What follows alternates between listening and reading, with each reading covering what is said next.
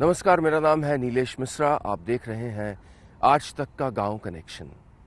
चलिए देखते हैं कि अगले आधे घंटे में हम कौन कौन सी कहानियां देखने वाले हैं। देखिए, रंग बिरंगी चूड़ियों ने कैसे बदली आदिवासी महिलाओं की जिंदगी। जानिए, कहां पर उर्दू पढ़ने का मतलब है सरकारी नौकरी की गारंटी। और चलिए एक ऐसे गांव जहां पर पेड़ पर टंगे रहते हैं मोबाइल फोन। चूड़ियां बनाने का उद्योग जो भारत में करोड़ों महिलाओं के हाथों को सुंदर बनाता है, वो उत्तर प्रदेश, पंजाब और राजस्थान में केंद्रित है।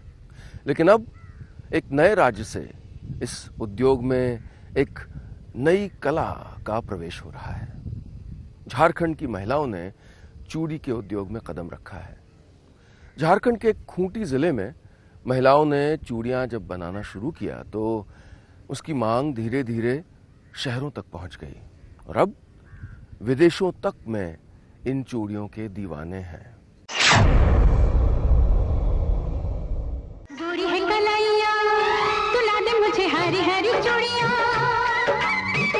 अपना बना ले मुझे बालमा, गोरी है कलाइया। हिंदी सिनेमा में गोरी की कलाइयों पर सजने वाली चूड़ियों ने न जाने कितने अफसानों को नया मोड़ दिया, न जाने कितने फैशंस को चलन में ला दिया। और यूं भी सुहाग की सलामती से लेकर मोहब्बत की दास्तान तक चूड़ियों का बड़ा रोल होता है।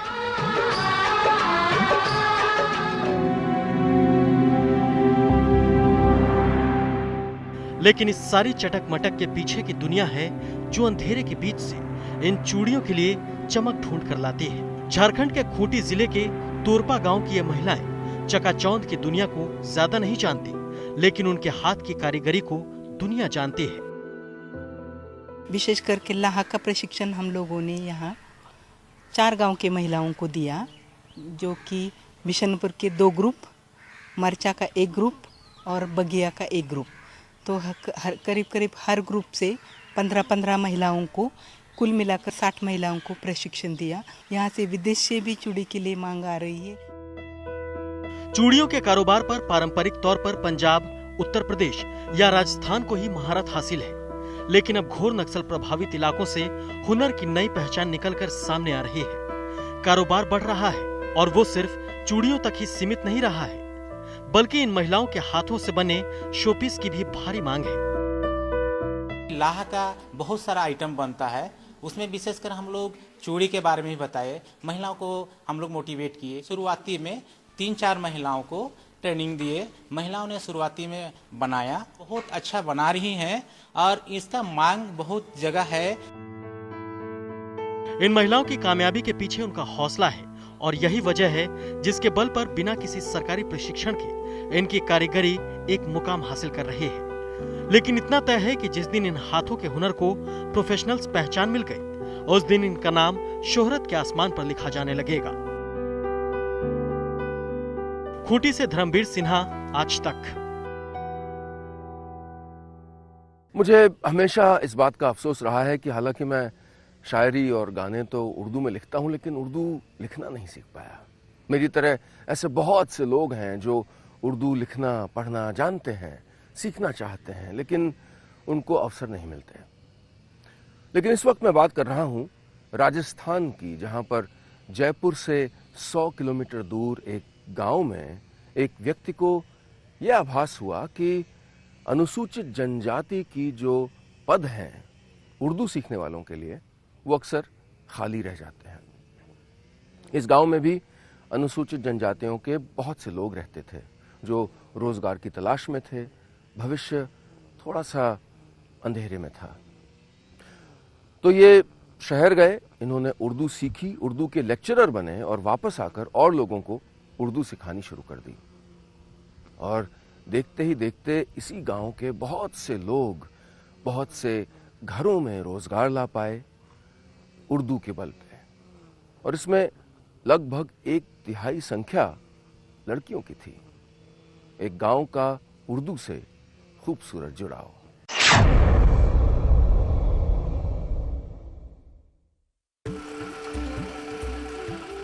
ये है जयपुर से 100 किलोमीटर दूर बसा टोंक जिले का सेंदड़ा गांव। हिंदू आबादी वाले इस गांव में उर्दू भाषा को लेकर गजब का क्रेज है। यहाँ उर्दू पढ़ने का मतलब है सरकारी नौकरी की गारंटी। सरकारी नौकरी की चाहत में ये बच्चे उर्दू की एक्स्ट्रा क्लास ले रहे हैं। गांव वालों के मुताबिक पिछले 3 साल में उर्दू पढ़ने वाले गांव के 40 बच्चे सरकारी नौकरी में सेलेक्ट हो चुके हैं।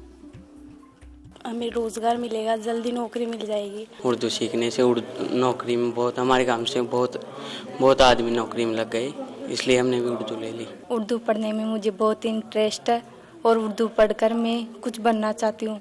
हमारे गांव में बहुत सारे लोगों ने उर्दू ले रखी है, उनको देखकर मैं भी उत्सुक हुआ।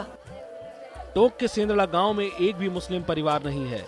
2000 की आबादी वाले इस गांव में सिर्फ मीणा जनजाति के लोग रहते हैं। कुछ साल पहले गांव के नाथूलाल मीणा को पता चला कि सरकारी नौकरी में उर्दू कोटे की अनुसूचित जनजाति की सीटें योग्य उम्मीदवार नहीं मिलने से खाली ही रह जाती हैं। इसके बाद शहर जाकर इन्होंने उर्दू सीखी और लेक्चरर की नौकरी पाई। फिर तो जैसे गांव के बच्चों पर उर्दू सीखने का जुनून सवार हो गया। ये भाषा बहुत ही सरल है, ज्यादा कठिन है नहीं। यहाँ अगर थोड़ा सा प्रयास ये कर दिया जाए कि कक्षा 6 से ही अगर उर्दू एक विषय खोल दिया जाए तो यहाँ इन बच्चों को और भी ज्यादा अच्छी तरह से उर्दू भाषा जो सीखने में सुविधा होगी। सरकारी नौकरी के लिए गांव का हर बच्चा उर्दू पढ़ना चाहता है। गांव के सभी बच्चों ने 12वीं में ऑप्शनल सब्जेक्ट के तौर पर उर्दू को चुना है। गांव वालों के कहने पर टोंक से एक अस्थायी टीचर की व्यवस्था भी की गई है, जो रोजाना 60 किलोमीटर दूर से यहाँ उर्दू पढ़ाने आते हैं। शायरी में बच्चे जो है मतलब काफी पढ़ने के लिए प्रेरित हैं। अब आपको एक बात बताऊं, यहाँ गांव में ये पोजीशन है कि उर्दू नाम को नहीं है, न 6वीं में 7वीं में 8वीं में 9वीं 10वीं किसी में नहीं है। ये बेचारे 11वीं में आते हैं, उसके बाद हिंदी उर्दू दोनों मिलाकर पढ़ के उर्दू सीखने की कोशिश करते हैं और फिर माशाल्लाह इस लायक हो जाते हैं जो काफी उर्दू पढ़ने में सक्षम हो जाते हैं। उर्दू की बदौलत गांव के अब तक 100 से ज्यादा बच्चों की मेडिकल, भाषा शिक्षा और समाज कल्याण विभाग में नौकरी लग चुकी है। गांव वाले चाहते हैं कि सरकार यहां पर भी प्राइमरी से ही उर्दू पढ़ाए, ताकि उनके बच्चों को बाद में उर्दू सीखने के लिए इधर उधर भागना नहीं पड़े। किसी भी भाषा का विस्तार इस बात पर निर्भर करता है कि वो जीवन यापन से किस हद तक जुड़ी है। राजस्थान के दूर दराज के गाँव में जनजात समाज के लोगों ने जीवन यापन के लिए उर्दू को चुना, क्योंकि सरकारी नौकरी उर्दू के जरिए मिल रही थी। अब आलम यह है कि इस इलाके के हर घर में हर बच्चा उर्दू की पढ़ाई कर रहा है। कैमरामैन निखिल शर्मा के साथ शरद कुमार, सिंदड़ा, टोंक, आज तक। मैं आपको मध्य प्रदेश के होशंगाबाद जिले के गांव ले चल रहा हूं, जहां पर मोबाइल फोन का प्रयोग लोग करते हैं तो पेड़ों और छतों पर लटकाकर। सोचिए, एक ऐसा गांव जो इस तेजी से बदलते भारत का हिस्सा बनना चाहता है, इससे कदम से कदम मिला के इसके साथ चलना चाहता है, लेकिन जो मोबाइल युग के बिना तार के जो तार हैं वो उस तक नहीं पहुंचते।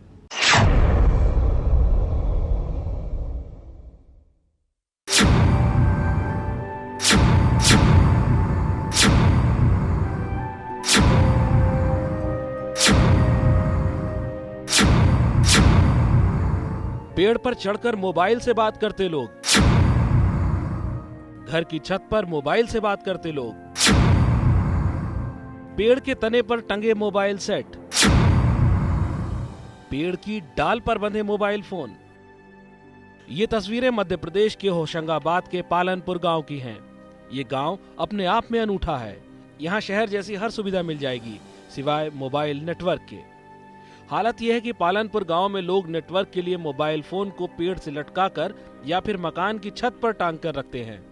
पे सबसे बड़ी समस्या है नेटवर्क प्रॉब्लम। नेटवर्क जैसे यदि किसी से बात करना है तो छत पे जाना पड़ता है, पेड़ पे चढ़ना पड़ता है, बिल्कुल भी बात नहीं हो पाती, गांव के बाहर भी बात नहीं हो पाती। आधुनिकता की दौड़ में कदम से कदम मिलाकर चल रहे इस गांव में लोगों ने स्मार्टफोन तक ले रखा है, लेकिन ना तो कभी इनके फोन पर घंटी बजती है और ना ही कभी मोबाइल पर इंटरनेट चलता है। नेट और नेटवर्क की तो आप बात ही मत करो, बात होती है तो छत पे जाके करनी पड़ती है। इंटरनेट से संबंधित कोई भी काम नहीं करते क्योंकि नेटवर्क मिलता ही नहीं। यहाँ पे सिटी जाना पड़ता है इंटरनेट चलाने के लिए और बच्चों को कुछ भी सुविधा नहीं दे पाते हम इंटरनेट के विषय। मोबाइल नेटवर्क की वजह से गांव के पेड़ों पर आपको मोबाइल फोन टंगे मिलेंगे। लोगों का कहना है कि नेटवर्क की वजह से कई बार इमरजेंसी में भी ये लोग किसी से बात नहीं कर पाते हैं। इन लोगों का आरोप है कि कई बार शिकायत के बावजूद उनकी कोई सुध लेने वाला नहीं है। जितेंद्र वर्मा, होशंगाबाद, आज तक। उत्तर प्रदेश के अमरोहा जिले में एक गांव में खाप पंचायत ने एक अनोखा फैसला लिया था। आज नहीं, वर्षों पहले। यहां पर किसी भी पंचायत के चुनाव में चुनाव होता ही नहीं है। एक लकी ड्रॉ के जरिए लोग आपस में ही आपसी सहमति से अपना प्रधान चुन लेते हैं। इस बार भी जो वोटिंग की प्रक्रिया है वो तो चल रही है, लेकिन इस गांव में वोटिंग की आवश्यकता नहीं पड़ेगी क्योंकि यहां का प्रधान पहले ही चुन लिया गया है। न चुनाव आयोग की जरूरत, न प्रचार का टेंशन, न वोटिंग की मारामारी और न ही काउंटिंग का इंतजार। एक बच्चे ने उठाई जमीन पर गिरी पर्ची और हो गया गांव के नए प्रधान का चयन। करो तालियों से स्वागत। नए प्रधान गुलजार अहमद।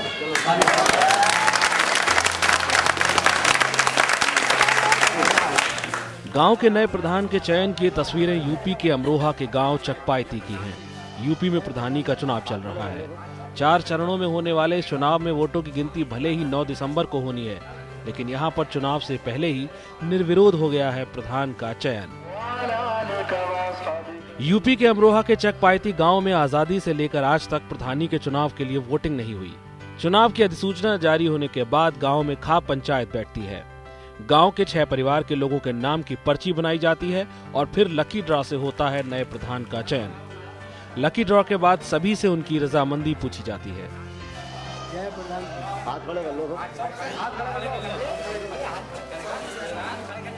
लकी ड्रॉ परंपरा से प्रधान चुनने की इस परंपरा के पीछे गांव वालों का तर्क है कि प्रधानी के चुनाव में गांव के लोगों में आपसी रंजिश होती है, जिसकी वजह से बेवजह गांव का माहौल खराब होता है। जिले के अधिकारी भी गांव वालों के इस फार्मूले से खुश हैं। चकपायती में गत 20-25 साल से ये परंपरा है कि गांव वाले निर्विरोध प्रधान निर्वाचित करते हैं, बगैर चुनाव की प्रक्रिया में जाए हुए। गांव में ही उनका निर्णय हो जाता है और फिर सिंगल नामांकन होता है और वो प्रधान निर्वाचित हो जाता है। पीढ़ी दर पीढ़ी गांव में प्रधान का चुनाव इसी तरह से निर्विरोध हो रहा है। यही वजह है कि यहाँ पर चुनावी रंजिश का नामो निशान नहीं है। निर्विरोध चुनाव की वजह से गांव का विकास भी तेजी से हो रहा है। BS आर्या, अमरोहा, आज तक। गांव का ये सफर टीवी पे निरंतर चल रहा है। अखबार पर गांव कनेक्शन अखबार के जरिए, ईमानदारी की पत्रकारिता के जरिए हमारी कोशिश है कि यही बातें हम कागज के पन्नों पे उतारें। वो मुद्दे जो नहीं उठाए जाते, वो बातें जो नहीं कही जाती, उन बातों को कहना जरूरी है। गांव की वो मुश्किलें हैं जो शायद मीडिया के लिए जरूरी नहीं हैं, उनको उजागर करना जरूरी है। गांव की वो अद्भुत सकारात्मक बातें, वो रोल मॉडल, वो स्टार्स जिनके बारे में कोई नहीं लिखता, जो गुमनामी के अंधेरों में रह जाते हैं, उनके बारे में कहना जरूरी है। कोशिश करिएगा कि आप भी अपना गांव से कनेक्शन मजबूत करें, क्योंकि तब भारत का गांव से कनेक्शन मजबूत होगा। अभी चलता हूं, जल्दी फिर मिलेंगे, क्योंकि आपको और हमको बनाए रखना है आज तक का गांव कनेक्शन।